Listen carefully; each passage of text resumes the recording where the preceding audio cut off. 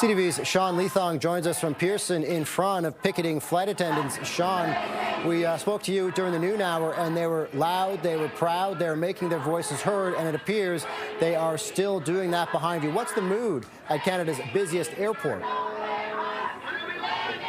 Well, Scott, it's funny you say that because it actually got louder just a few minutes ago because the union executive came by just to up morale. You can hear the horns that have been honking and the picketers that have been going all this time.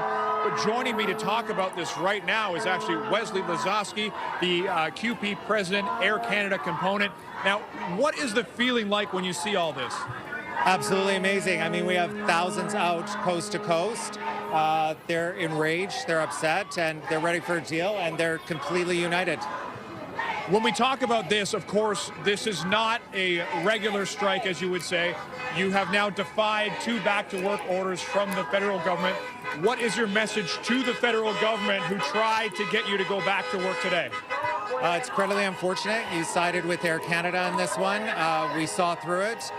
They were waiting for this, and we're not going to be able to get a collective agreement with it. So we're out until we have the right to bargain and come to a collective agreement. On that note, what sort of consequences are you willing to face? Because the federal government can levy fines and even take people to jail. Yeah, we're fully prepared, and I'm willing to accept anything that comes my way for this membership. They've stood behind us. They've rallied behind us. They gave us a strong mandate. So I'll take whatever consequences come my way to fully represent them. And when it comes to the Canadian public, customers of Air Canada, people who may be stuck right now, what is your message to those customers?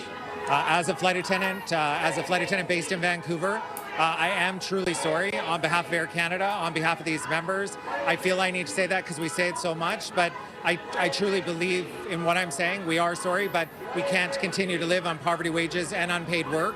It is a strong inconvenience, I get that, but honestly, from my heart, I am truly sorry to anyone inconvenienced. And when do you expect, with everything that's going on around here, when do you expect to be back to the table? We're ready to go back to the table anytime. I would expect we'll be going back soon, but we have heard no communication from Air Canada on this. So they must be saying, the exact same thing, but we're hoping that they'll come back to the table. And what does it feel like? You see the workers, the flight attendants right behind you right now, all the support. What does it feel like to just be in this moment? Absolutely amazing. We live for moments of solidarity and true solidarity.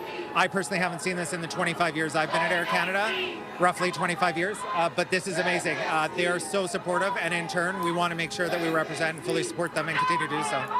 All right, thank you very much. That's Wesley Lesosky, who is the CUPE president for the Air Canada component. The CUPE national president, Mark Hancock, was out here a little while ago. The crowd roaring when he was saying that they are sticking with him. And the message at a press conference that they had earlier was that they will not turn their back on these workers. Now, for their part, you did mention before, Air Canada says that they believe that 500,000 passengers have been affected ever since this work stoppage began, and it will be more, of course, because Air Canada had hoped to get back to work today, but as the national president said earlier in their press conference, there will be no flights leaving the ground this afternoon, Scott.